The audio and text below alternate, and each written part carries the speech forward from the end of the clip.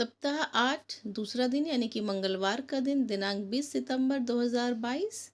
कक्षा 1 में हिंदी और गणित के कालांश में हिंदी में सबसे पहले है चित्र के बारे में सरल बातचीत। इसके लिए आवश्यकता है कलरव के पाठ 8 रसोई की।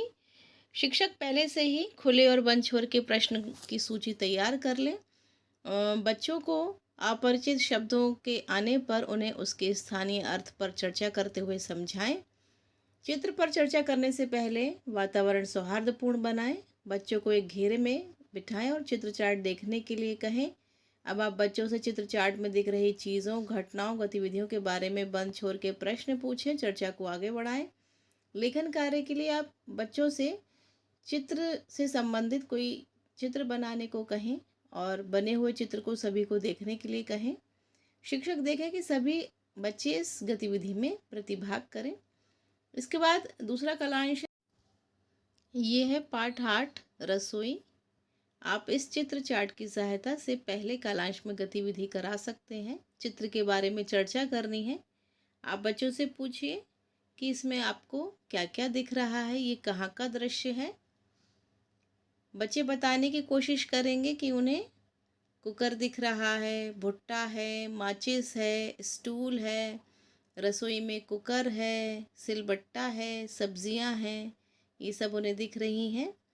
फिर आप बच्चों से पूछ सकते हैं कि आपको कौन सी सब्ज़ी पसंद है।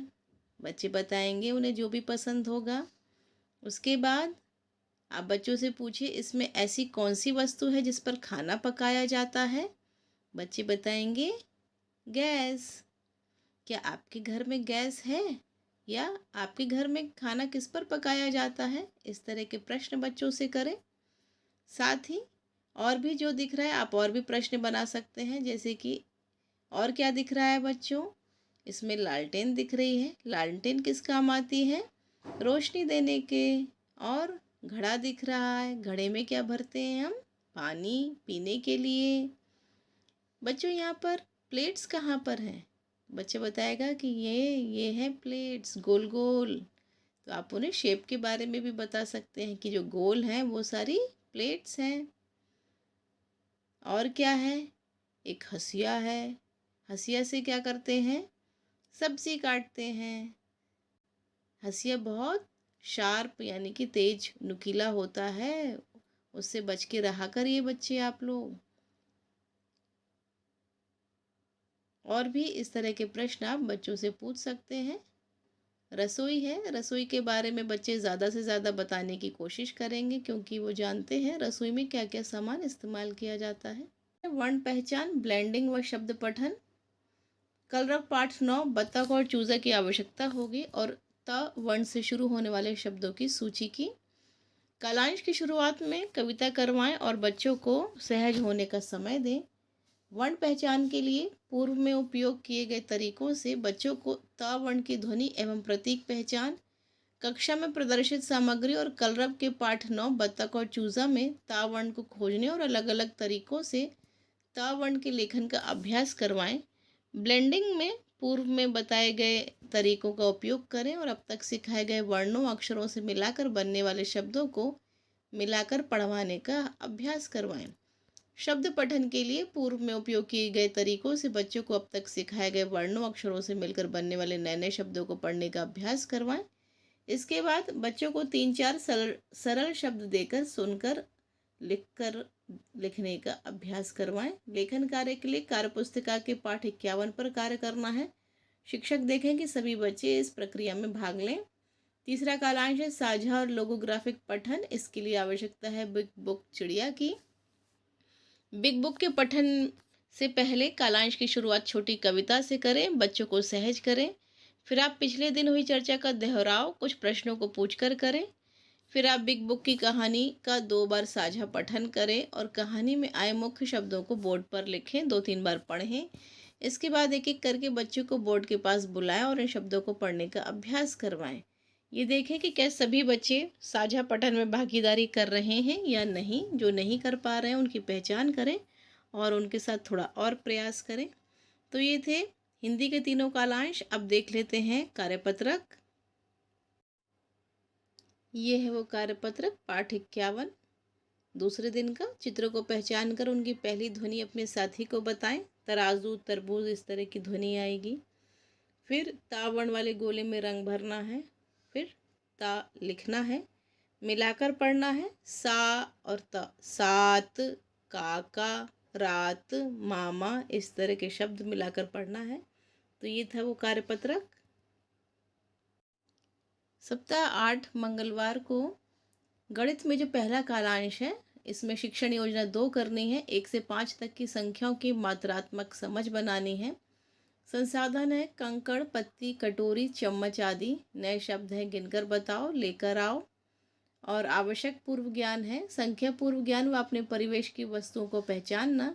सामान्य भूल है कि बच्चे गिनती तो क्रम में बोल जाते हैं, पर वस्तुएं मांगने पर संख्या के बराबर वस्तु लाने में गड़बड़ कर देते हैं। सबसे पहले परिचय में मैं करूं। आप टेबल पर कुछ कंकड़ रखें, फिर पूछें क्या तुम इन कंकड़ों में से 3 कंकड़ उठा सकते हो। 2-3 बच्चों से उत्तर लें। बच्चे नहीं गिन पाए तो शिक्षक गिनकर दिखाएं। प्रक्रिया को 1 या 2 उदाहरण के साथ दोहराएं। श्याम पट पर पत्तियों के चित्र बनाएं। अब पूछें क्या तुम 4 पत्तों पर गोला लगा सकते हो। कुछ बच्चों को श्याम पट पर बुलाकर गोला लगाने को कहें। ज़रूरत होने पर बच्चों की मदद करें और उन्हें समझाएं। अवधारणा निर्माण के लिए 20 मिनट देना है। उसमें शिक्षक टेबल पर कुछ कंकड़ रखें और गिने। 1 कंकड़, 2 कंकड़, 3 कंकड़, 4 कंकड़। बच्चों को बोलें ये हुए 4 कंकड़।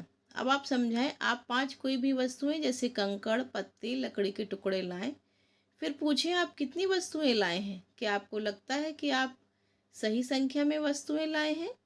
शिक्षक के लिए बिंदु है कि बच्चों को कक्षा के अंदर या कक्षा के बाहर कोई भी वस्तु लाने के लिए प्रोत्साहित करें। श्यामपट्ट पर 3 फूलों के चित्र बनाएं। चित्रों को धीरे धीरे बोलते हुए गिने। 1 चित्र, 2 चित्र, 3 चित्र। फिर ये बताएं कि अब हुए ये 3 चित्र। अब और चित्र बनाएं और पूछें कि अब कितने चित्र बने हैं।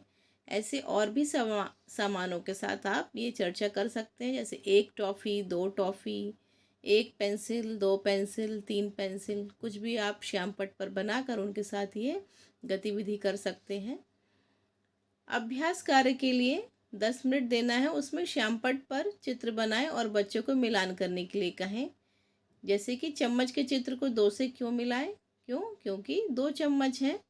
कटोरी के चित्र को 3 से क्यों मिलाया। बैगन के चित्र को 5 से क्यों मिलाया। अब आप देखेंगे कि 70% छात्रों ने प्रश्नों के सही उत्तर दिए हैं। यदि हाँ तो कार्यपुस्तिका के पृष्ठ 60 पर कार्य करने के लिए कहें, अन्यथा शिक्षण योजना को आप दोहराएं। कार्यपत्रक पूरा करने के बाद संदर्शिका अभ्यास गतिविधि पृष्ठ 67 करना है बच्चों को। चलिए अब वो कार्यपत्रक देख लेते हैं। ये है वो कार्यपत्रक अभ्यास 2। जितनी उंगलियां दिखाई गई हैं उतने चित्र बनाने हैं। जैसे कि पहले चित्र में 4 उंगलियां हैं तो 4 चित्र बनाने हैं। दूसरी एक्सरसाइज है फूलों को गिने और सही हाथ पर घेरा लगाएं।